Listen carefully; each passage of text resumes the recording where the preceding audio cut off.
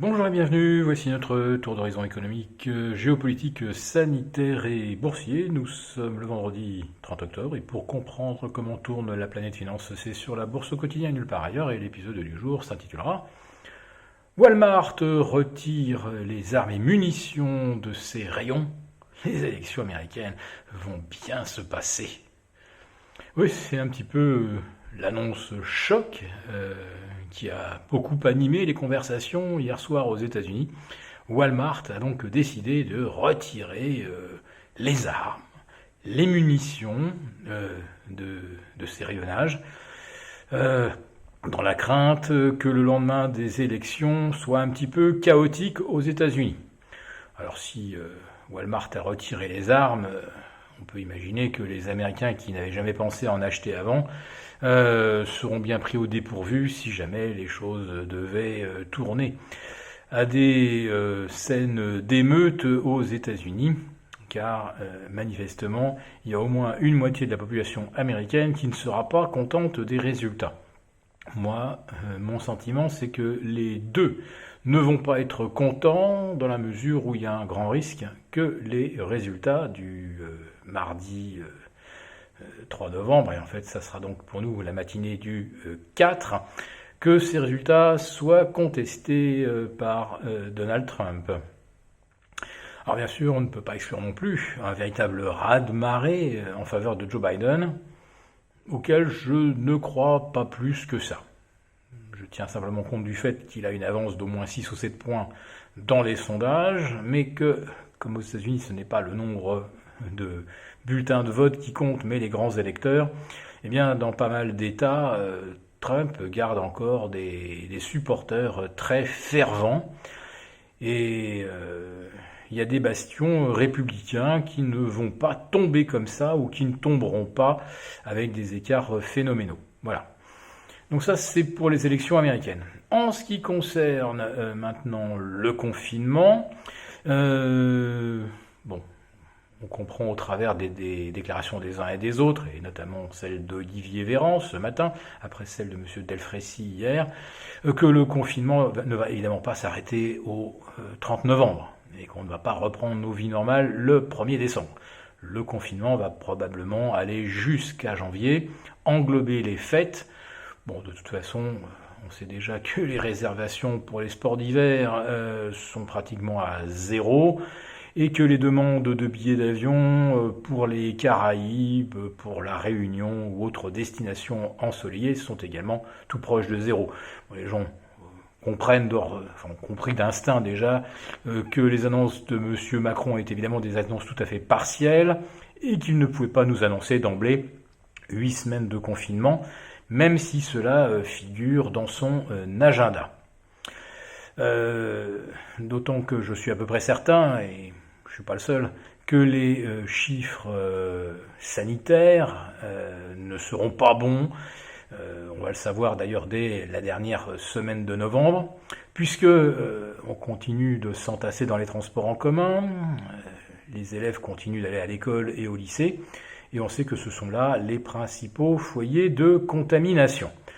Bon, c'est vrai qu'il y avait aussi les librairies. On sait que le virus est embusqué sur les étagères. Dès que vous tirez un livre, paf, le Covid vous saute à la figure. Donc il fallait effectivement fermer les librairies. Heureusement, ça a été fait.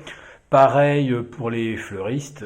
Si jamais vous ramenez quelques roses après les épines, eh bien, vous savez que le Covid s'agrippe après les épines pour vous contaminer.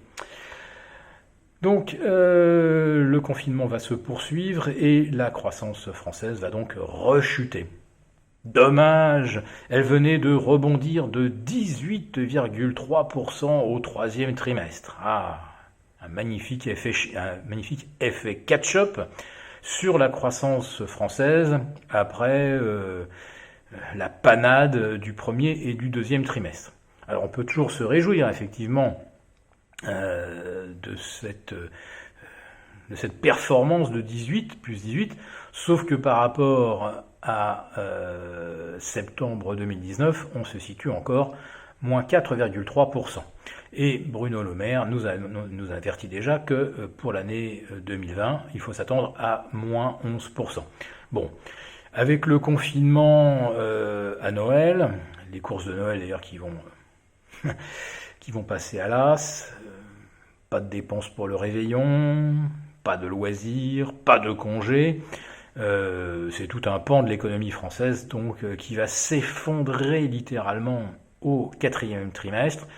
Et ça va même se poursuivre, je le crains, au moins jusqu'à la fin du premier trimestre 2021, puisqu'on nous prévient déjà qu'on pourrait avoir un 3e confinement, et entre le 2e et le 3e, rester dans une sorte de régime de couvre-feu.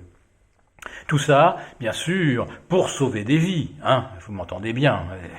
Je suis le premier, naturellement, à souhaiter qu'on sauve des vies, et surtout qu'on en sauve 400 000, comme nous avait annoncé Emmanuel Macron avant-hier soir. Sauf qu'il y a un truc qui m'intrigue. Figurez-vous que le Brésil, avec ses 205 millions d'habitants, un peu plus de 3 fois la population de la France, a adopté, alors pour l'instant on ne sait pas encore si c'est une erreur ou si ça sera une réussite, mais en tout cas, le Brésil a opté pour l'immunité collective. Donc le Brésil est atteint depuis 9 mois par cette pandémie, et pour l'instant, ils en sont à un peu plus de 150 000 victimes en 9 mois. Bon, certes, les 90% des victimes, c'est au cours des 6 derniers mois. Nous en sommes d'accord. Mais enfin, ça ne fait toujours pour l'instant que 150 000 victimes pour un pays de plus de 200 millions d'habitants.